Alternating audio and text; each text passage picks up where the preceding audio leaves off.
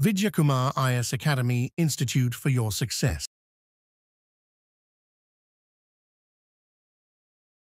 வணக்கம் நண்பர்களே. டிஎன்பிஎஸ்சி தேர்வுகள் குரூப் 2 2A மற்றும் 4 தேர்வுக்கான 100 நாட்கள் பொது தமிழ் இலவச வகுப்புகள். இன்றைய வகுப்புல நம்ம பார்க்க உள்ள தலைப்பு வந்து 4 வகை சொற்கள். இந்த 4 வகை சொற்கள் முதல் 2 சொற்களா இருக்கக்கூடிய பெயர் சொல், வினைச்சொல் அப்படின்றத நம்ம இன்றைய வகுப்புல வந்து பார்க்க போறோம். பெயர் சொல் அப்படின்னு நம்ம எடுத்துக்கிட்டோம் அப்படின்னா வந்து பாத்தீங்கன்னா பெயரை குறிப்பது அப்படின்னு பாக்குறோம். அதே வினைச்சொல் அப்படின்னு நம்ம எடுத்துக்கும் போது வந்து பாத்தீங்கன்னா நம்ம வினையை கொண்டு முடிவது அல்லது செயலை கொண்டு முடிவது வினைச்சொல் அப்படின்னு. இடைச்சொற்கள் அப்படின்னும் போது பெயர் சொல்லுக்கும் வினைச்சொல்லுக்கும் இடையே வரக்கூடியதை நம்ம என்ன சொல்லலாம், இடைச்சொற்கள். அண்ட் உரிச்சொற்கள் அப்படின்றது வந்து பாத்தீங்கன்னா பெயர் அண்ட் வினை வந்து பாத்தீங்கன்னா இது ரெண்டுத்தையும் வந்து பாத்தீங்கன்னா மிகுதிப்படுத்தி சொல்வதற்கு நம்ம பயன்படுத்தலாம் அப்படின்னு சொல்லி பாக்குறோம். இதுதான் வந்து நான்கு வகையான சொற்கள் அப்படின்னு சொல்லி பாக்குறோம். இந்த 4 வகையான சொற்கள் முதல் 2 நம்ம இன்றைய வகுப்புல வந்து பார்க்க போறோம். சில சொல் அப்படின்னு நம்ம எடுத்துக்கிட்டோம்னா நண்பர்களே, தமிழில் சில எழுத்துக்கள் தனித்து நின்று பொருள் தரும். இப்போ உதாரணத்துக்கு வந்து இதுல எடுத்துக்காட்டுல இருக்கிறது கூட நம்ம சொல்லலாம். இப்ப பூ, மை, ஈ அப்படின்னா தனித்து நின்று பொருள்படும். அதே மாதிரி எழுத்துக்கள் வந்து பாத்தீங்கன்னா ஒன்றுக்கு மேற்பட்ட எழுத்துக்கள் ஒன்னா சேர்ந்து அதுவும் பொருள் தரக்கூடியது. பொருளை தந்ததுன்னா அதுதான் நம்ம என்ன சொல்றோம்னா சொல் அப்படின்னு சொல்றோம். சொல் அப்படின்னு வந்து அது ஒரு தனித்து ஒரு எழுத்தாவும் இருக்கலாம், அல்லது ஒன்றுக்கு மேற்பட்ட எழுத்துக்கள் வந்து சேர்ந்தும் வந்து வரலாம் சொல்றோம். இலக்கண அடிப்படையில் சொற்கள் வந்து நம்ம என்ன பண்றோம் அப்படின்னா மொத்தம் எத்தனை வகையா பிரிக்கிறோம் அப்படின்னு பாத்தீங்கன்னா 4 வகையாக பிரிக்கப்படுகிறது. அப்ப ஒன்று வந்து என்னன்னா பெயர் சொல், இரண்டாவது வந்து வினைச்சொல், மூன்றாவது வந்து இடைச்சொல், நான்காவது வந்து உரிச்சொல் அப்படின்னு நம்ம ஏற்கனவே சொன்ன மாதிரி தான். இப்ப பெயர் சொல் அப்படிங்கும் போது ஒன்றன் பெயரை குறிக்கும் சொன்னா பெயர் சொல் அப்படின்னு பார்க்கலாம். இப்ப எடுத்துக்காட்டு பாரதி, பள்ளி, காலை, கண், நன்மை, ஓடுதல் அப்படிமா. பாரதி ஓகே, பள்ளி பெயர் சொல் ஓகே. அதே மாதிரி சரி, காலை பயிர் சொல்லலாம் அப்படின்னு கேட்டீங்கன்னா இது வந்து காலை அப்படின்றது எதை குறிக்குது அப்படின்னா வந்து காலப்பெயரை குறிக்குது வந்து. அதே மாதிரி இப்ப பாரதி அப்படின்றது என்னன்னா வந்து பாத்தீங்கன்னா இப்ப பாரதி அப்படின்றது வந்து பாத்தீங்கன்னா பெயர் வந்து நார்மலா ஒரு நபரின் பெயரை வந்து நம்ம சொல்லலாம். இப்ப பாரதின்னு சொல்லலாம், வந்து இப்ப ஆணை குறிக்குது இல்ல பெண்ணை குறிக்குதுன்னு நம்ம எடுத்துக்கலாம் வந்து பாத்தீங்கன்னா. சோ அப்ப வந்து பாத்தீங்கன்னா இது வந்து பெயர் சொல் அப்படின்னு சொல்லலாம். அதே பள்ளி அப்படின்னு நம்ம எடுத்துக்கும் போது அது என்ன ஆகுதுன்னா அது வந்து இடப்பெயரை வந்து குறிக்குது வச்சுக்கலாம். அதே மாதிரி காலை அப்படின்றது என்ன பார்க்கணும் அப்படின்னா வந்து பாத்தீங்கன்னா அது வந்து காலை அப்படின்றது காலப்பெயரை வந்து குறிக்குது வந்து. இப்ப கண் அப்படின்ற போது என்னன்னா அது உறுப்பு. அப்ப உறுப்புன்னும் போது வந்து சினை பெயரை குறிக்குது வச்சுக்கோங்க. அதே மாதிரி நன்மை அப்படின்னும் போது நன்மை அப்படின்னா அது ஒரு பண்பு வந்து. இப்ப நன்மை தீமை அப்படின்னு போது மை அப்படின்னு வந்துச்சுனாவே பண்பு தான், அது பண்பு பெயர் அப்படின்னு நம்ம சொல்லுவோம். சோ அப்ப வந்து நான் பண்பு குறிக்கிறதுனால பண்பு பெயர். இப்ப ஓடுதல் அப்படின்னு நம்ம எடுத்துக்கும் போது வந்து என்ன ஆகுது அப்படின்னா வந்து பாத்தீங்கன்னா இங்க தல் அல் அப்படின்னு வந்தாவே அது என்ன சொன்னோம், தொழில் பெயர்னு சொல்லுவோம். அப்ப ஓடுதல் அப்படின்னு தொழில் பெயர். இப்ப ஓடினான் அப்படின்னும் போது அது என்ன ஆயிடும், அது வந்து வினைச்சொல்லா வந்து மாறிடும், செயலை குறிக்கும். அது ஓடுதல் அப்படின்னும் போது வந்து பாத்தீங்கன்னா அது வந்து தொழில் பெயரா இருக்கும். இப்ப நம்ம ஒவ்வொன்றா வந்து பாத்தீங்கன்னா அந்த பெயர் சொல் மொத்தம் 6 வகைப்படும். அந்த 6 வகைக்கு எடுத்துக்காட்டோட பார்க்கும்போது உங்களுக்கு இன்னும் சுலபமா புரிஞ்சிடும். அதே மாதிரி வினைச்சொல் அப்படின்னு பார்க்கும்போது வந்து பாத்தீங்கன்னா வினை எனும் சொல்லுக்கு செயல் என்பது பொருள் வந்து. அப்ப செயலை குறிக்கும் சொல்லுதான் நம்ம என்ன சொல்றோம் அப்படின்னா வினைச்சொல் எனப்படும் போது. எடுத்துக்காட்டு வா, போ, எழுது, விளையாடு அப்படின்னு நம்ம சொல்லும் போது வந்து பாத்தீங்கன்னா இது எதை குறிக்குதுன்னா ஒரு செயலை குறிக்கிறது, ஒரு வினையை குறிக்கிறதுனால வினைச்சொல் அப்படின்னு சொல்றோம். அதற்கு அடுத்து வந்து பாத்தீங்கன்னா வந்து நம்ம இடைச்சொல் அப்படின்னு எடுத்துக்கும் போது வந்து நண்பர்களே, இடைச்சொல் வந்து பெயர் சொல்லையும் வினைச்சொல்லையும் சார்ந்து வரும் சொல் இடைச்சொல் ஆகும். இது தனித்து இயங்காது வச்சுக்கோங்க. அப்ப இடையில வரக்கூடியது இப்ப எக்ஸாம்பிள் அப்படின்னும் போது தந்தையும் தாயும் வந்து. அப்புறம் மற்று அப்படின்னும் போது மற்றொருவர், ஐ அப்படின்னா திருக்குறளை வந்து. சோ அப்ப இந்த இடைச்சொல் அப்படின்றது இடையில வரும். பெயருக்கும் வினைக்கும் இடையிலும் வரும். சோ அப்ப தனித்து இயங்காது. அப்ப பெயரும் வினையும் சார்ந்துதான் இயங்கக்கூடியதை நம்ம என்ன சொல்றோம், இடைச்சொல் அப்படின்னு சொல்றோம். அப்ப இடைச்சொலுக்கு எடுத்துக்காட்டு நம்ம பின்னாடி பார்க்க போறோம், வந்து டீடைலா பார்க்க போறோம். இப்ப எக்ஸாம்பிள் வேற்றுமை உருவு ஐயால், கூ, இன், அது, கண் அப்படின்னும் போது அதுவும் இதுனா இடைச்சொலுக்கு எடுத்துக்காட்டு சொல்லுவோம். அப்ப இடைச்சொல் அப்படின்னா பெயர் சொல்லியும் வினைச்சொல்லியும் சார்ந்து வரக்கூடியது தனித்து இயங்காது அப்படி சொல்றோம். அப்ப தனித்து இயங்காது அப்படின்னு சொல்லி பார்க்கிறோம். இப்ப அப்படின்னும் தந்தையும் தாயும் வந்து. சோ அதே மாதிரி வந்து பாத்தீங்கன்னா இரவும் பகலும் அப்படின்னும் போது வந்து அதுலயும் வந்து இருக்கு, இரவும் பகலும் அப்படின்னும் போது வந்து. சோ மற்றொருவர் வந்து. சோ அப்போ மற்றொருவர். அதே மாதிரி வந்து ஐ அப்படின்னா திருக்குறளை வந்து. சோ அப்ப நம்ம இது எங்க பயன்படுத்துவோம் அப்படின்னு பாத்தீங்கன்னா இடையில பயன்படுத்தக்கூடியது. பெயர் சொல்லியும் வினைச்சொல்லியும் சார்ந்து வரக்கூடியதை நம்ம என்ன சொல்லலாம், இடைச்சொல் அப்படின்னு சொல்லி பார்க்கிறோம். அதற்கு அடுத்து என்ன அப்படின்னு வந்து பாத்தீங்கன்னா உரிச்சொல். உரிச்சொல் அப்படின்னா பெயர் சொல், வினைச்சொல் ஆகியோரின் தன்மையை மிகுதிப்படுத்தி வருவது உரிச்சொல் வந்து. இப்ப எக்ஸாம்பிள் வந்து சால, தவ, நனி, கூர், களி வந்து மா அப்படின்னும் போது என்ன ஆகுதுன்னா இது வந்து மிகுதிப்படுத்தி சொல்லக்கூடிய சொல்லா வந்து இருக்கு. அப்ப மிகுதிப்படுத்தி சொல்லக்கூடிய சொல்லா இருக்கும்போது மா அப்படின்னும் போது மாநகரம், சாலை அப்படின்னா சாலை சிறந்தது வச்சுக்கணும். சோ இந்த மாதிரி வந்து மிகுதிப்படுத்தி சொல்லக்கூடியதை நம்ம என்ன சொல்றோம் அப்படின்னா வந்து பாத்தீங்கன்னா உரிச்சொல் அப்படின்னு சொல்றோம். அப்ப இந்த 4 வகையில முதல்ல இருக்கக்கூடிய அந்த பெயர் சொல் அப்படின்றத நம்ம இப்ப வந்து பார்க்க போறோம். சோ அந்த பெயர் சொல் அப்படின்னு எடுக்கும்போது உதாரணத்துக்கு மரம், பள்ளிக்கூடம், சித்திரை, கிளை, இனிப்பு, பாடுதல் அப்படின்னு சொல்லி பாக்குறோம். சோ ஆகிய சொற்களை கவனியுங்கள். வந்து இப்ப பாடினான், பாடினாள் அப்படின்னு சொல்லும் போதுதான் அங்க வந்து வினைச்சொல்லா மாறும். பாடுதல் அப்படின்னும் போது அது என்னன்னா தொழிற்பெயரை குறிக்குது வச்சுக்கோங்க. தள்ளல் ஏற்கனவே சொன்ன மாதிரி. சோ அந்த இடத்துல நம்ம கன்ஃபியூஸ் பண்ணலாம். இனிப்பு அப்படின்னா என்ன, பண்பு பெயரை வந்து குறிக்குது வச்சுக்கோங்க. இப்ப கிளை அப்படின்னா வந்து பாத்தீங்கன்னா உறுப்பு வந்து குறிக்குது. ஒரு மரத்தோட உறுப்பு தான் கிளை. கிளை அப்படின்னும் போது நம்ம என்ன சொல்றோம், சினைப்பெயரை குறிக்கும். சித்திரை அப்படின்றது நம்ம காலப்பெயர் அப்படின்னு குறிக்குதுன்னு பாக்குறோம். அதே மாதிரி பள்ளிக்கூடம் அப்படின்றது வந்து இடப்பெயரை குறிக்குது. அதே மாதிரி மரம் அப்படின்னும் போது வந்து பாத்தீங்கன்னா நமக்கு வந்து பொருட்பெயரை வந்து குறிக்குது வச்சுக்கோங்க. சோ அப்ப ஆனா இது எல்லாமே வந்து பாத்தீங்கன்னா பெயரை குறிக்கின்றன. இவை இவ்வாறு ஒன்றன் பெயரை குறிக்கும் சொல்லதான் நான் சொல்ல பெயர் சொல் அப்படின்னோம். இந்த பெயர் சொற்கள் மொத்தம் எத்தனை வகைப்படும் கேட்டுருவாங்க. கேட்டாங்கன்னா 6 வகைப்படும் சொல்லலாம். அப்ப 6 வகைப்படும் அப்படின்னும் போது என்னென்ன இருக்கு அப்படின்னா பொருட்பெயர், இடப்பெயர், காலப்பெயர், சினப்பெயர், பண்பு பெயர், தொழிற்பெயர் அப்படி பார்க்கணும். இது எல்லாமே நம்ம எடுத்துக்காட்டுல இப்ப பார்த்தோம். அதான் இப்ப திருப்பி தனித்தனியா பார்க்க போறோம். சோ ஃபர்ஸ்ட் வந்து பாத்தீங்கன்னா பொருட்பெயர். பொருட்பெயர் அப்படின்னு எடுத்துக்கும் போது பொருளை குறிக்கும் பெயர் தான் பொருட்பெயர் எனப்படும். இது உயிருள்ள பொருளையும் உயிரற்ற பொருளையும் குறிக்கும் சொல்லுவோம். அப்ப உயிருள்ள பொருள் உயிரற்ற பொருள் அப்படின்னு பார்க்கும்போது உயிருள்ள பொருள் அப்படின்னா மரம், செடி, மயில், பறவை அப்படின்னா உயிரற்ற பொருள் அப்படின்னா புத்தகம், நாற்காலி அப்படி சொல்றோம். சோ அப்ப பொருட்பெயர் அப்படின்னும் போது உயிருள்ள உயிரற்ற பொருட்களை குறிக்கும் சொல்லுவோம். அப்ப உயிருள்ள உயிரற்ற பொருட்களை குறிப்பது பொருட்பெயர் அப்படி சொல்லுவோம். இடப்பெயர் அப்படின்னா ஒரு இடத்தின் பெயரை குறிக்கும் பெயர் இடப்பெயர். வந்து உதாரணத்துக்கு சென்னை, பள்ளி, பூங்கா, தெரு அப்படின்னு எல்லாமே இடத்தை குறிப்பிட்டுச்சு அப்படின்னா வந்து பாத்தீங்கன்னா அது நம்ம சொல்ல இடப்பெயர் அப்படி சொல்லுவாங்க.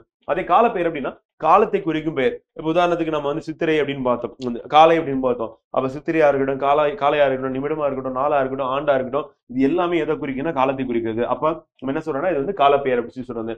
அதற்கு அடுத்து வந்து பாத்தீங்கன்னா சிறப்பெயர். சினைப்பெயர் அப்படின்னு எடுத்துக்கும் போது பொருளின் உறுப்பை குறிக்கும் பெயர் அப்படின்னு பாக்குறோம்.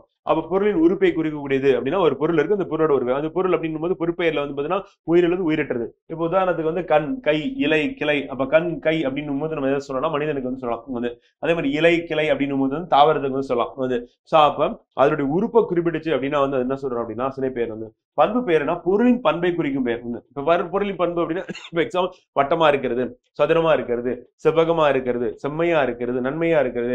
சோ அப்ப வட்டம், சதுரம் அப்படின்னா அதனுடைய பண்பு. அதே மாதிரி மை அப்படின்னு வந்துச்சு அப்படின்னாவே வந்து பாத்தீங்கன்னா பண்பு பெயர் அப்படின்னு நினைவு வச்சுக்கணும். தொழில் பெயர் அப்படின்னும் போது தல் அல் அப்படின்னு முடியும். வந்து அப்ப தொழிலை குறிக்கும் பெயர் வந்து தொழில் பெயர் எனப்படும். அப்ப படித்தல், ஆடுதல், நடித்தல் அப்படின்றது நம்ம என்ன சொல்லலாம் அப்படின்னா வந்து பாத்தீங்கன்னா தொழில் பெயருக்கான எடுத்துக்காட்டு அப்படி பாக்குறோம். வந்து சோ அப்ப படித்தல், ஆடுதல், நடித்தல் அப்படின்னும் போது வந்து தல் அல் அப்படின்னா தொழிற்பெயர் வந்து குறிக்குது. அப்ப பெயர் சொல் அப்படின்னு மொத்தம் எத்தனை வகைப்படும் அப்படின்னா 6 வகைப்படும் வச்சுக்கோம். இந்த 6 வகையில வந்து பாத்தீங்கன்னா காவியா, புத்தகம், படித்தால் அப்படி பாக்கணும். இது எதை குறிக்குது அப்படின்னா வந்து பொறுப்பெயரை குறிக்குது அப்படி சொல்றோம். சோ அப்ப புத்தகம் அப்படின்றது என்னது பொருள். வந்து அதே வந்து பாத்தீங்கன்னா காவியா பள்ளிக்கு சென்றால் அப்படின்னா பள்ளி அப்படின்றது என்னது இடத்தை வந்து குறிக்குது. அப்ப வந்து இடப்பெயர். வந்து அதே காவியா மாலையில் விளையாடினால் மாலை அப்படின்றது காலத்தை குறிக்குது. காலத்தை குறினா அது என்ன சொல்றோம்னா காலப்பெயர். வந்து காவியா தலை அசைத்தால் அப்படின்னும் போது வந்து தலை அப்படின்னு உறுப்பு குறிக்கணும். உறுப்பு அது வந்து சினைப்பெயர். வந்து அதே காவியா இனிமையாக பேசுவாள் அப்படின்னா பண்பு. வந்து இனிமையாக அப்படின்னும் போது வந்து பண்பு பெயர். வந்து காவியாக்கு நடனம் ஆடுதல் பிடிக்கும். வந்து அப்ப ஆடுதல் அப்படின்றது வந்து பாத்தீங்கன்னா காவியாக்கு நடனம் ஆடுதல் பிடிக்கும் அப்படின்னும் போது என்னது தொழிற்பெயர். அப்ப தல் அல் வந்து தொழிற்பெயர் சொல்லுவோம். சோ அப்ப எடுத்துக்காட்டு அப்படின்னு பார்க்கும்போது 6 வகை சொற்களுக்கு எடுத்துக்காட்டு அப்படின்னு பார்க்கும்போது பொருட்பெயர், இடப்பெயர், காலப்பெயர், சினப்பெயர், பண்பு பெயர், தொழிற்பெயர் அப்படின்னு பார்க்கிறோம். வந்து சோதியம் பாடம். அடுத்து பெயர் சொல்லே வந்து பாத்தீங்கன்னா இடுகுறி பெயர், காரண பெயர் அப்படின்னு பார்க்கிறோம். அதனை இடுகுறி பெயர், காரண பெயர் அப்படின்னா இடுகுறி அப்படின்னும் போது நம்ம முன்னோர் பெயர் சொல்றேன் அவை வழங்கும் அடிப்படையில் இடுகுறி பெயர், காரண பெயர் ரெண்டா பிரிக்கிறாங்க. இதுல வந்து இடுகுறி பெயர் நம்ம முன்னோர் சில பொருளுக்கு காரணம் கருதாமல் வந்து பெயரிட்டு வழங்கின. அப்ப காரணம் கருதாமல் பயிரிட்டு வழங்கியது அப்படின்னா என்ன சொல்றோம்னா இடுகுறி பெயர் அப்படி சொல்றோம். இப்ப காரணம் கருதாமல் வந்து சில பொருளுக்கு பெயரிட்டு வழங்கினார்கள் சொல்றோம். இப்ப உதாரணத்துக்கு வந்து பாத்தீங்கன்னா இதுல காரணம் இருக்கான்னு கிடையாது. மண் காரணம் இருக்காது, மரம் காரணம் இருக்காது, அதே காற்று காரணம் இருக்காது. வந்து அதே வந்து பாத்தீங்கன்னா காரணத்தோட பேர் வச்சிருக்காங்க அப்படின்னும் போது என்ன ஆகுது அப்படின்னா வந்து பாத்தீங்கன்னா சோ அதை நம்ம என்ன சொல்றோம்னா காரண பெயர் அப்படின்னு சொல்றோம். அப்ப இடுகுறி பெயர் அப்படின்னும் போது வந்து பாத்தீங்கன்னா இது இடுகுறி சிறப்பு பெயர், அப்படி இடுகுறி பெயர் அப்படின்னு சொல்லி 2 வகையா வந்து பிரியும். சாரி, இடுகுறி பொது பெயர், இடுகுறி சிறப்பு பெயர் அப்படின்னு சொல்லிட்டு 2ஆ பிரியுது. அப்ப பொது பெயர், சிறப்பு பெயர் அப்படின்னும் போது என்னன்னா இப்ப எக்ஸாம்பிள் மரம் அப்படின்னும் போது என்னன்னா அது வந்து பொது பெயர்ல இருக்கும். அதே மா அப்படின்னும் போது என்ன ஆகும் அப்படின்னா வந்து சிறப்பு பெயரா வரும். மானா எந்த மரத்தை குறிக்கும், மாமரத்தை குறிக்கும். மாமரம் மாம்பழத்தை கொடுக்கக்கூடிய மரத்தை குறிக்கும். சோ அப்ப இந்த இடுகுறி பெயர்லயே வந்து பாத்தீங்கன்னா காரணம் இல்லாம அதுக்கு பெயர் வச்சிருக்காங்க. அப்படி பெயர் வச்சதுலயும் பொது பெயர் இருக்கு, சிறப்பு பெயர் இருக்கு அப்படின்னு சொல்லுவாங்க. அப்ப இடுகுறி பொது பெயர், இடுகுறி சிறப்பு பெயர் அப்படின்னு நம்ம 2ஆ பிரிக்கும் போது இடுகுறி பொது பெயர் அப்படின்னு நம்ம எடுத்துக்கும் போது வந்து இடுகுறி பெயர் தன்மை உடைய எல்லா பொருட்களையும் பொதுவாக குறிப்பது அப்படின்னு சொல்லுவாங்க. இப்ப மரம், காடு அப்படின்னு நம்ம எடுத்துக்கும் போது வந்து என்னன்னா அது வந்து பொது பெயரா இருக்கு. வந்து சோ அதாவது இடுகுறி பொது பெயர். ஏன் இந்த பேர் வச்சாங்க தெரியாது, ஆனா காரணம் இல்லாமல் அந்த பேர் வைக்கப்பட்டது. அப்படி வைக்கப்பட்ட அந்த பேர் வந்து பாத்தீங்கன்னா பொதுவா இருந்தது அப்படின்னா அது இடுகுறி பொது பெயர் அப்படின்னு சொல்லுவாங்க. அதே மாதிரி இடுகுறி சிறப்பு பெயர் அப்படின்னு எடுத்துக்கும் போது என்னன்னா இது இடுகுறி குறிப்பாக ஒரு பொருளை மட்டும் குறிப்பது இடுகுறி சிறப்பு பெயர். அப்ப உதாரணத்துக்கு வந்து மா அப்படின்னும் போது மாமரத்தை குறிக்குது. அதாவது கருவேலங்காடு அப்படின்னும் போது கருவேலங்காடு இருக்கு, அந்த காடுதான் பொது பேர். அது கருவேலங்காடு அப்படின்னும் போது கருவேல மரம் இருக்கக்கூடிய காடு அப்படின்னு பார்க்கலாம். சோ அப்ப அது என்ன சிறப்பு பெயரா வந்து மாறுது. அதே மாதிரி காரண பெயர் அப்படின்னும் போது என்னன்னா முன்னோர் சில பொருளுக்கு காரணம் கருதி பெயரிட்டனர் வந்து. அப்ப இவ்வாறு காரணத்தோடு ஒரு பொருளுக்கு பெயர் வச்சுட்டாங்க அப்படின்னா வந்து அது வந்து காரண பெயர். எடுத்துக்காட்டு 4 கால்கள் இருக்கிறதுனால என்ன பண்ணிட்டாங்கன்னா நாற்காலி அப்படின்னு பேர் வச்சுட்டாங்க வந்து. அதே மாதிரி கருமை நிறத்துல அந்த பலகை இருக்கிறதுனால கரும்பலகை அப்படின்னு பேர் வச்சிருக்காங்க. சோ அப்ப காரணத்தோடு பெயர் வச்சா அது என்ன சொல்றோம் அப்படின்னா காரண பெயர் வச்சு பார்க்கிறோம். இந்த காரண பெயரை நம்ம வந்து எப்படி இடுகுறி பெயர் வந்து பொது பெயர் சிறப்பு பெயர் பார்த்தோமோ அதே மாதிரி பொது பெயர் சிறப்பு பெயர் சொல்லிட்டு நம்ம வந்து 2ஆ வந்து பிரிக்கலாம் அப்படின்னு பார்க்கிறோம். சோ அப்ப காரண பெயர்ல பொது பெயர் அப்படின்னு நம்ம எடுத்துக்கும் போது வந்து பறக்கிறதுனால பறவை வந்து, நம்ம அணிந்து கொள்வதால அணி அப்படின்னு சொல்லி பார்க்கிறோம். சோ அப்ப பறவை அப்படின்னா பறக்கிறது, அணினா அணிந்து கொள்ளுதல். சோ இது என்ன சொல்லலாம், பொதுவா சொல்லலாம் வந்து. அதே இந்த பறவையை வந்து பாத்தீங்கன்னா நம்ம குறிப்பிட்டு சொல்லும் போது வந்து பாத்தீங்கன்னா இப்ப மரங்கொத்தி அப்படின்னும் போது என்ன ஆகுது அப்படின்னா நம்ம பறவை அப்படின்றது காரண பெயர் தெரியும். அதே வந்து பாத்தீங்கன்னா நம்ம காரண சிறப்பு பெயரா எது இருக்குன்னா மரங்குத்தி இருக்குது. சோ அப்ப காரண பெயர் அப்படின்னு பார்க்கும்போது இடுகுறி காரண பெயர் அப்படின்னு எடுத்துக்கும் போது வந்து பாத்தீங்கன்னா இல்ல சாரி இது இடுகுறி காரண பெயர் அப்படின்னு எடுத்துக்கும் போது வந்து காரண பொது பெயரா எது இருக்கு அப்படின்னு வந்து பாத்தீங்கன்னா பறவை. அதே வந்து காரண சிறப்பு பெயரா எது இருக்கு அப்படின்னு பாத்தீங்க அப்படின்னா வந்து மரங்குத்தி வந்து.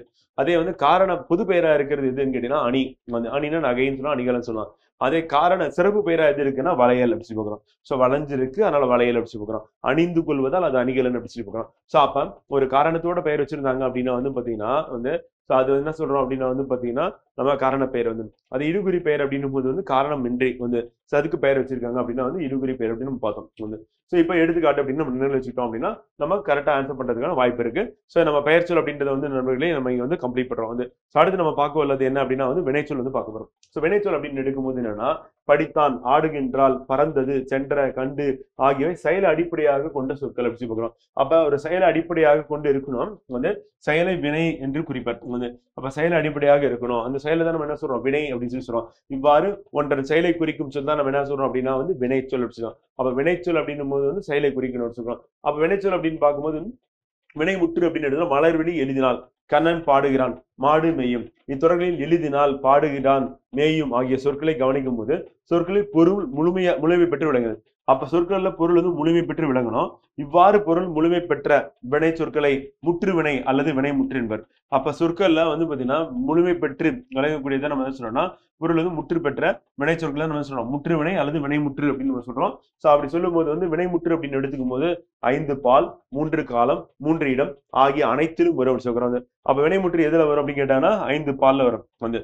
அது 3 காலத்துல வரும். அதே மாதிரி 3 இடத்துலயும் வரும் வந்து. அப்ப 5 பால் அப்படின்னும் போது ஆண் பால், பெண் பால். அதே மாதிரி வந்து பாத்தீங்கன்னா ஒன்றன் பால், பலவின் பால், படற்பால் அப்படி பார்க்கிறோம். சோ அப்ப மொத்தம் எத்தனை பலர்பால் அப்படி சொல்லுவாங்க. சோ மொத்தம் வந்து 5 பால் இருக்குது.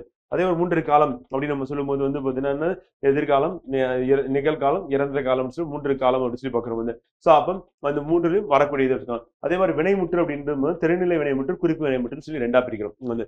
அப்ப வினை சொற்கள் அப்படின்னு நம்ம எடுத்துக்கும் போது வந்து பாத்தீங்கன்னா செயலை அடிப்படையாக கொண்டது. வினைமுற்று அப்படின்னும் போது எதாவது அப்படின்னா வந்து பாத்தீங்கன்னா சொற்களை கவனிக்கும் போது இது முழுமை பெற்று விளங்கும் அப்படின்னு சொல்லி பார்க்கிறோம். இப்ப அடுத்து வந்து பாத்தீங்கன்னா வினைமுற்று அப்படின்னு எடுத்துக்கும் போது தெரிநிலை அண்டு குறிப்பு அப்படின்னு சொல்லி நம்ம 2ஆ வந்து பிரிக்கிறோம். தெரிநிலை வினைமுற்று அப்படின்னு நம்ம எடுத்துக்கும் போது நண்பர்களே ஒரு செயல் நடைபெறுவதற்கு செய்பவர், கருவி, நிலம், செயல், காலம், செயற்பொருள் ஆகிய 6 முதன்மையானவை ஆகும். இவை 6 வெளிப்படுமாறு அமைவது தெரிநிலை. அப்ப தெரியுற மாதிரி இருந்தது அப்படின்னா வெளிப்படுமாறு அமைந்தது அப்படின்னா வந்து பாத்தீங்கன்னா அது தெரிநிலை வினைமுற்று சொல்றோம். சோ அப்ப என்ன தெரியணும், இல்ல கருவி தெரியணும், நிலம் தெரியணும், செயல் தெரியணும், காலம் தெரியணும், செய்யப்படும் பொருள் அப்படி சொல்லி பார்க்கணும். அது மாதிரி செய்பவர் அப்படின்னு தெரியணும். இந்த 6மே தெரிஞ்சதுன்னா அதை நம்ம சொல்லணும் தெரிநிலை வினைமுற்று அப்படி சொல்றோம். அப்ப தெரிநிலை வினைமுற்றுக்கு எடுத்துக்காட்டு என்ன அப்படின்னா எடுத்துக்காட்டு சோ மாணவி கட்டுரை எழுதினார்.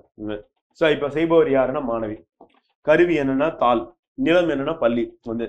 அதே காலம் அப்படின்னா எழுதினால் இறந்த காலம், செய்பொருள் என்ன கட்டுரை, செயல் என்னன்னா எழுதுதல். அப்ப இந்த 6மே வெளிப்படையாக வந்துச்சு அப்படின்னா அது என்ன சொல்றோம் அப்படின்னா தெரிநிலை வினைமுற்று அப்படி வந்து.